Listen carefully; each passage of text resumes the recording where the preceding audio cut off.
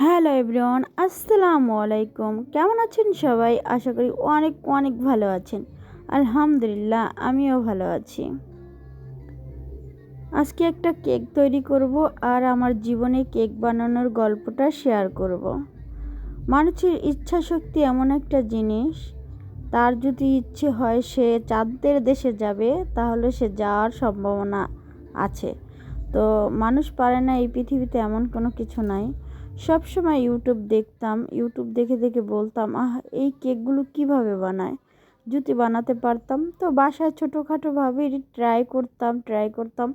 অত একটা ভালো হতো না, কারণ এর ভিতরে কিছু টিপস থাকে, এর ভিতরে কিছু জিনিস থাকে যেগুলো আমরা না শিখলে কখনোই বা না ট্রেনিং নিলে কখনোই এগুলো আমরা শিখতে পাবো না। তো কি করব? তো আমার এক বান্ধবী ছিল, ও কেকের কোর্স করছে।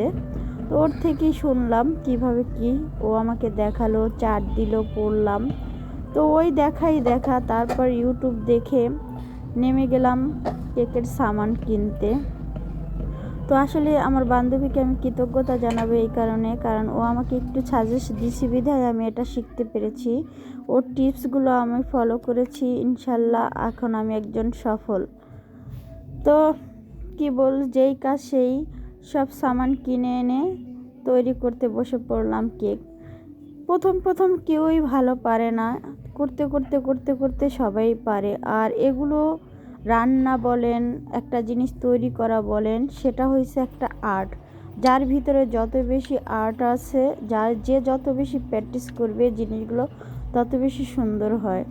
তো আমিও আল্লাহর নাম নিয়ে আগের চাইতে অনেক অনেক অনেক ভালো কেক এখন তৈরি করতে পারি। কিন্তু প্রথম আমার কেক একেবারেই সুন্দর ছিল না। ইনশাল্লাহ আরও ভালো হবে আস্তে আস্তে যত তৈরি করতে। এই কেকটা আমার প্রায় 2-3 মাস আগের।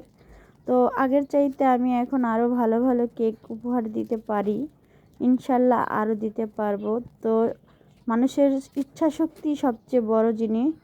আর এখন আমি বুঝতে পারি কোন জিনিসটা দিলে ভালো হবে। তো বাসায় তৈরি কেকগুলো অনেকেই খেতে চায় না, কিন্তু এই বাসায় তৈরি কেকগুলো যেমনই হোক না কেন, এগুলো খুব স্বাস্থ্যকর। আর এগুলো খেলে কোনো অসুবিধা হয় না। একটু দামটা বেশি নেয়, কিন্তু এই কেকগুলো খাওয়া আমাদের স্বাস্থ্যের জন্য অনেক উপকার। সবাইকে বলবো বাসায় তৈরি খাবারগুলোই খাবেন। বাসায় তৈরি খাবারগুলো স্বাস্থ্যকরভাবে তৈরি করা হয়, সেজন্যই খাওয়া ভালো। খোদা হাফেজ।